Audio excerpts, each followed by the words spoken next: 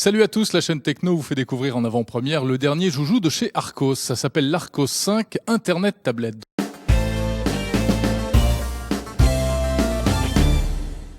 Une tablette qui a la particularité d'être très fine puisqu'elle fait 1 centimètre d'épaisseur. Et dans ce centimètre d'épaisseur, il y a un concentré de technologie puisque tu te retrouves avec un appareil qui est évidemment Wi-Fi. En plus, avec la dernière version de Wi-Fi, tu sais, le fameux Wi-Fi N qui Qui va plus vite. Voilà, qui augmente les débits, qui a une portée aussi plus importante, du Bluetooth, et puis surtout un système d'exploitation qu'on connaît et qu'on commence à connaître. Il s'agit d'Android. Bon, on trouve toutes les applications Android à l'intérieur, avec bien évidemment tout un tas de petites choses assez sympathiques, comme Deezer pour écouter de la musique, les pages jaunes pour trouver son adresse. Par exemple, avec les pages jaunes, on peut se géolocaliser avec le GPS, et à ce moment-là, je retrouve le restaurant juste à côté. Alors évidemment des tas d'applications, toutes les applications qu'on connaît aujourd'hui sur les mobiles, donc les réseaux sociaux, il y a du Facebook, on peut aller sur les sites de vidéos, Dailymotion, YouTube, etc. On peut télécharger des petits jeux en flash. On pourrait comparer ça un petit peu à l'iPod Touch finalement. Tout à fait. L'iPod Touch avec un écran beaucoup plus grand. Et c'est vrai que là, c'est ce qui fait la différence avec ce genre d'appareil, c'est que l'écran est beaucoup plus agréable. Et puis surtout, il est beaucoup moins bridé que l'iPod Touch. Là, tu as un Bluetooth qui va te permettre de te connecter, par exemple, un petit clavier, mais aussi un modem. Pratique, d'un téléphone. Le modem d'un téléphone 3G, tu vas pouvoir donc surfer en mobilité en 3G via le Bluetooth. Et puis donc ce fameux Wi-Fi qui est un petit peu plus sympa que le précédent. Android est une interface utilisateur qui tourne sur Linux. Et ce que nous avons fait, c'est faire tourner toutes les applications d'Arcos côte à côte avec Android.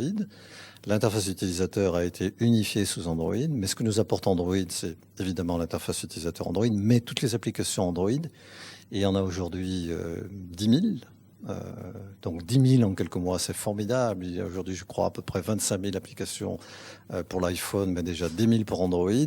Et à travers ces applications, ça nous redonne une équation de compétitivité extrêmement intéressante. Alors la question, à qui s'adresse ce produit?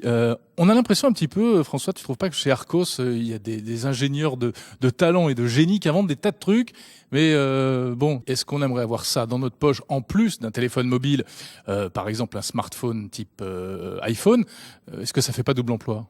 Alors oui, ça fait double emploi, d'autant que on le sait aujourd'hui, avec un téléphone comme l'iPhone par exemple, on peut se connecter à Internet où que l'on soit, surfer sur Internet d'une manière très facile. Cet appareil, tu peux le brancher par exemple sur ta télévision en HDMI, puisqu'il a une sortie HDMI, et ça te permet de regarder n'importe quel format de vidéo, même en HD, sur ta télé, en grand écran. Donc ça c'est pas mal. L'iPod ne le fait pas par exemple. Et alors, grosse actualité également, Arcos annonce qu'il va se lancer sur le marché de la téléphonie mobile. Ce sera une tablette Internet Android comme celle-ci, un peu plus petite, avec encore quelques avancées technologiques, mais ça reste une tablette Internet. D'ailleurs, on va appeler ça un phone tablette, pour bien rester dans l'esprit et dans cet axe de développement technologique. Bon, et au fait, comment va Arcos, du point de vue économique?